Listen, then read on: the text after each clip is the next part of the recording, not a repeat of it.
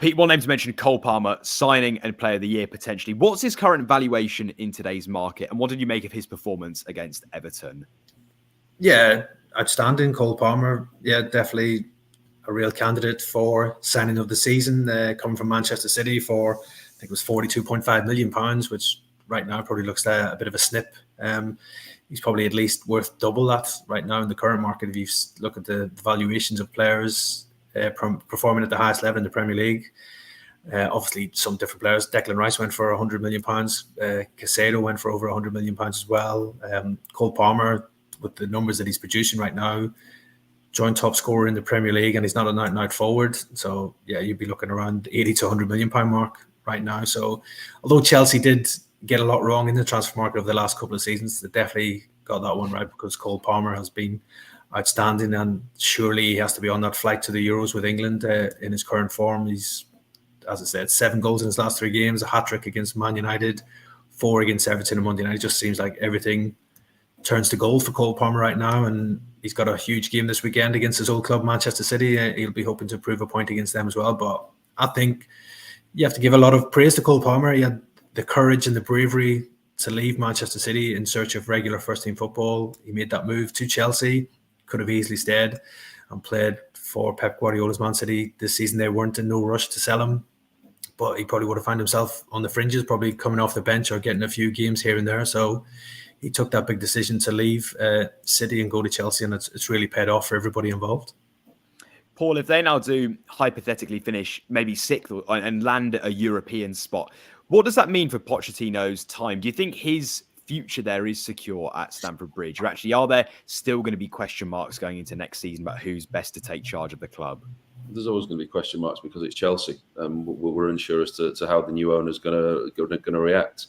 I think under an Abramovich era, I think Pochettino would have probably gone earlier on this season because of performances and results in previous Chelsea regimes, because that's how the club's been run. The rotation and the change in the managers at Chelsea over the years has just become part and parcel of the way that the club was run. But with the new ownership there, the new backroom staff in there, we don't know how they're going to treat managers yet. You look at the recruitment policy, we've all had our opinions about that. The scattergun effect, and is that because they're going to get embargoed? Have they amassed all these players because they kind of know what's coming over the brow of the hill with the potential charges that they may face that they've admitted to? We don't know. I said from the start of the season, I like Pochettino. I like what he's done with the recruitment, as in the ages of the players. You look at the age of that Chelsea starting 11, you look at the average age of the Chelsea squad, it bodes well. But they've got a lot of fantastic individual talent that's very hard to put together on a pitch and get results, is what we've seen this season. You really don't know what you're going to get from them. They've been the hardest team to back this season because you don't know what you're going to get. I mean, they have a fantastic performance. They'll come back 4-3 against Manchester United. Then they'll go away and draw at Sheffield United 2-2. And then they'll draw with Burnley at home, who had 10 men, 2 each. So it's certainly been an interesting ride for Chelsea fans this season. As far as Pochettino goes, listen, what were they last year? I think they were 12th last year, weren't they? 12th last year, and an FA Cup semi-final this season. So if anything better than a 12th place finish with an FA Cup semi-final, potential FA Cup final, are they playing Manchester City at the right time after this week's Champions League exit for Manchester City?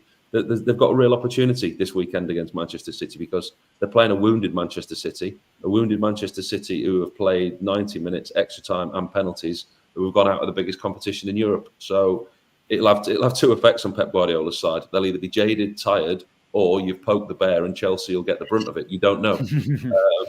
But actually, from Chelsea's point of view, you want to see progression. You're not going to get overnight progression. I think they're going to have to go through a bit more pain to get to where they want to get to.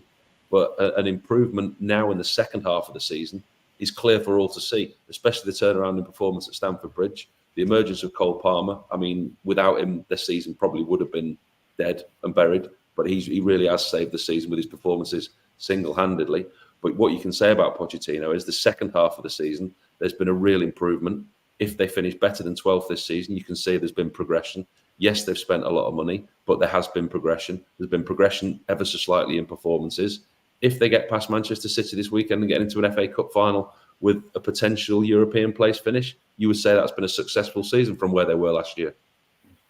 And Pete, regardless of where they do finish and if they win any silverware this year, what does it mean for their budget going into the summer? Are there still any names they've spoken about? I know that the Conor Gallagher rumours are ongoing, potentially about them leaving. Have they do you think they've sort of started to disappear, or actually is there still a chance that he could go in the summer? Oh no, that hasn't disappeared. That's still ongoing.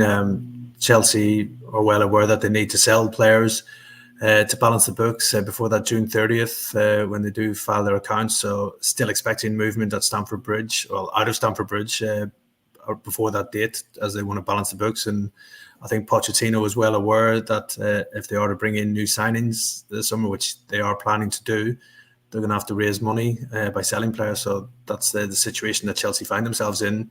Still no progress on that Conor Gallagher situation. He still does seem to be the player that might have to be sacrificed to sort of balance the books at Stamford Bridge this summer. So as much as it would be disappointing for Chelsea fans to see Gallagher move, it's unfortunately the sign of the times and what Chelsea are going to have to do, because they need to do it to help maybe avoid further PSR, FFP breaches further down the line. And obviously I think Conor Gallagher has been one of Chelsea's best players, probably after Cole Palmer, and he's been captain as well this season. So it'll be a real wrench, I think, for Chelsea supporters to see him leave as well. But yeah, I think for Chelsea right now, there will be departures before that June 30th deadline, and potentially further departures after that if Pochettino wants to raise funds for his own transfer plans as well. And Pete, to wrap up, are there any names that have been spoken about alongside Conor Gallagher? Are there any other players that might go? I mean, there's been some discussions potentially about fringe players in the past, but are there any concrete names that you could give us potentially? Yeah, I think obviously Armando Broja is a name that will probably move on. He's been out on loan at Fulham and it just hasn't worked out for him across West London at Craven Cottage. I think Chelsea will be willing to listen to offers for him, and obviously Chelsea are in the market for a new striker this summer. So if they do bring in a new number 9, it's just going to push Broja even further down the pecking order. So I think for his own sake, he probably needs to move on in search of regular first-team football. Travis Chalobah is another name who's obviously come back into the side in recent weeks under Pochettino and has done quite well. He looked like he was set to leave last summer, but the move didn't happen in the end. And then he's had quite a few injury problems this season as well. But he's now back to full fitness and he is playing. Again, another player who would be a pure profit for FFP regulations, because he's come through the club, come through the academy, a bit like Conor Gallagher. So that's where Chelsea find themselves right now, that they're going to have to sacrifice homegrown players to help them balance the books. And I think Conor Gallagher and Travis Chalobah probably are two of the most sellable assets in that respect. Pete, where's Raheem Sterling? Sorry to go off track. Where's Raheem Sterling at the moment? Because I'm watching the Chelsea's squads getting picked every week, getting the team sheets through, and he's not getting a sniff at the moment. Where's his situation at the moment with Chelsea? I don't know off the top of my head, but what's he got left on his contract? Do you know? Yeah, he's got still at least 2+ years left on his contract at Chelsea, and it's a very lucrative contract as well. He's one of the highest earners at the club. Again, real disappointing season personally for Raheem. Obviously, he's coming for a bit of stick from the fans as well with some of his performances, and I think it was the FA Cup game where against Leicester, which he had a really poor game, missing a penalty and other clear-cut chances in that one where he's definitely come in for some flack. I'm sure Raheem Sterling will be sitting down this summer to see what his future holds. He won't be happy sat on the bench. We know Raheem Sterling wants to be playing first-team football. He's dropped out of the frame for England as well. Who would have thought that maybe 18 months ago, that Raheem Sterling wouldn't be having any chance of going to the Euros with England, which seems the case right now. He's not tough to move on, though, isn't it? It's going to be tough to move on because of what they paid for him, the wages that he sat there on. There's not going to be many takers at the top level to put him on the same wages that he is now, given the FFP rules. And I don't think, listen, I don't know, but I don't think Raheem Sterling's the type of player to go to Saudi Pro League just yet, is he? I think he's got more to offer. Yeah, I think Raheem Sterling will feel himself. He's still got a lot to offer at the top table right now. But as you said, the contract that he's on at Chelsea, I don't think there's anybody else in the Premier League who'd be willing to pay him that. And also across Europe, his options are probably limited. So it's a big summer ahead for Raheem Sterling. He's not giving up on his Chelsea career just yet. He wants to prove everybody wrong and prove that he can be a success at Chelsea as well. But for Chelsea, if they could probably get him off the wage book and get some money for him, it's something they would definitely consider. So yeah, big few months ahead for Raheem Sterling, who obviously will be determined to try and regain his best form, and he still thinks he can do a job for Chelsea. You've just watched a segment from Football Insider's brand new podcast, The Inside Track, with me, Lewis Pearce, alongside the guests on the show. Thanks very much for tuning in. Please do give the video a like, comment your thoughts on the topic, and feel free to share on your social media pages. If you want to listen to the full podcast episode, click the link in the description below. Keep your eyes peeled for plenty more content and exclusives here on The Inside Track.